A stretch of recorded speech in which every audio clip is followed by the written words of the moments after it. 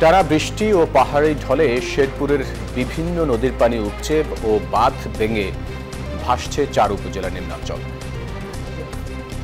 আসসালামু আলাইকুম প্রিয় দর্শক, আশা করছি সকলেই ভালো আছেন। প্রিয় দর্শক, এই মুহূর্তে একটি গুরুত্বপূর্ণ একটি তথ্য হাতে এসেছে, সেটা হলো প্রায় 14,500 প্রায় ধরেন $20 মিলিয়ন সেটা হলো বাংলাদেশের ক্ষতি হয়েছে এই 5 আগস্টের আগে থেকে শুরু করে পর পর্যন্ত যেসব ঝড় বৃষ্টি হয়েছে, ভারত থেকে যে পানি ছেড়ে দিছে, এই পানি ছেড়ে দেওয়ার কারণে আর বাংলাদেশে যে একটু বৃষ্টিপাত হয়েছে, সব মিলে আর কি প্রায় 14,500 কোটি টাকা, 14,500 কোটি টাকা বাংলাদেশের লস হয়েছে। প্রিয় দর্শক, পর্যন্ত অনেকে মানুষই মারা পড়েছে, অনেকের ঘর বাড়ি বসত বাড়িও নেই, সব কিছু পানির নিচে ডুবে গিয়েছে, ভেঙে গিয়েছে।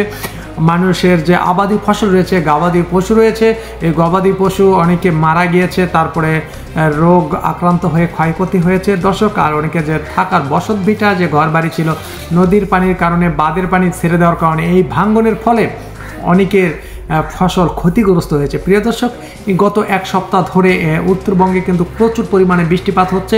এইদিকে ভারতের যে তিস্তা ব্যারেজ আছে, তিস্তা নদীর পানি কিন্তু ছেড়ে দিয়েছে, দেওয়াতে কিন্তু যে তিস্তা নদীর দুই ধারে যে এলাকাবাসী বা যে অঞ্চলগুলো বসবাস করছেন, সেই বাড়িঘরগুলো কিন্তু পানি নিচে ডুবে গিয়েছে। কোথাও 2 ফিট 4 ফিট 6 ফিট পর্যন্ত পানি উঠে গিয়েছে।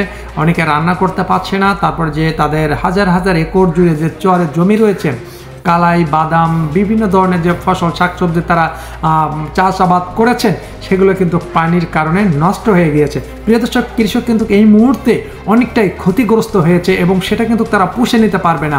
উত্তরবঙ্গ বা রংপুরবাসী বলেন, দিনাজপুর বলেন, তারা কিন্তু এই মুহূর্তে আপনাদের কাছে কোনো ত্রাণ চাচ্ছে না। তারা চাচ্ছে তিস্তা নদীর তে একটা বাঁধ দেওয়া হোক, আর তিস্তা নদীতে যে পানিটা ছেড়ে দিচ্ছে ভারত, কোনো মানে আপনার যেটাকে বলা হয় অ্যালার্ম বা হচ্ছে নোটিশ বা জানানোর পরে যে পানি ছেড়ে দেবে, এরকম কোনো সতর্ক বার্তা বা সংকেত কিছুই দিচ্ছিল না। তারা হঠাৎ তারা নিজেরই চায়, তারা মনে করে নিজেকে বাংলাদেশের চাইতে অনেক ক্ষমতাশীল। তারা যে কোনো সময় তারা পানি ছেড়ে দেয়। পানি যখন তাদের মৌসুম আসে বা আবাদের সিজন বা ফসল চাষাবাদ করার সিজন, সে সময় তারা সেই পানিটা ধরে রেখে তারা আবাদি ফসলে পানি দেয়, আর আমাদেরকে সে সময় পানি দেয় না। আমরা কিন্তু সেই সময় পানি পাই না, আমরা বিদ্যুৎ তেল খরচ করে ফসলে পানি দেই।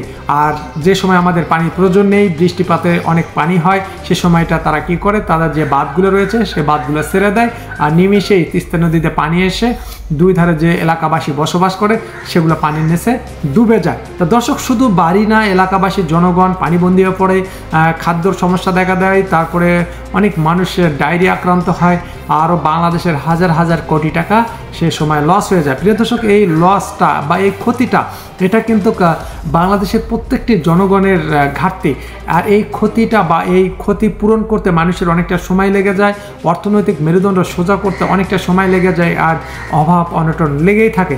তা দর্শক, যেহেতু গত এক সপ্তাহ ধরে বৃষ্টিপাত হচ্ছে, দক্ষিণ অঞ্চল বলেন, পূর্ব অঞ্চল বলেন, বিভিন্ন জেলা কিন্তু পানি হয়েছিল, আর এতে করে কিন্তু প্রায় আপনার 14,000-এরও বেশি, প্রায় 14,500 অর্থাৎ $20 মিলিয়ন মার্কিন ডলারের মতো আমাদের বাংলাদেশের অর্থনৈতিক ক্ষতিগ্রস্ত হয়েছে।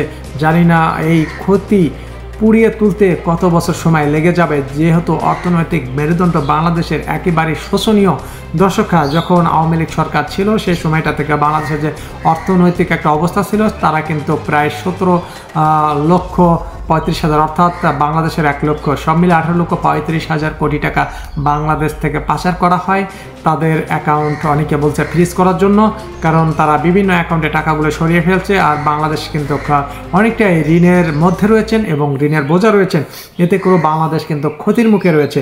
শুধু বাংলাদেশ না, বাংলাদেশ ক্ষতির মুখে থাকা মানে বাংলাদেশের জনগণ ক্ষতির মুখে থাকা। তা দর্শক, আসলে কীভাবে এটা শুধরে নেওয়া যাবে অবশ্যই কমেন্ট করে জানাবেন। আপনাদের সাথে আবারও দেখা হবে নতুন কোনো ভিডিওতে। ভালো থাকবেন, আল্লাহ হাফেজ।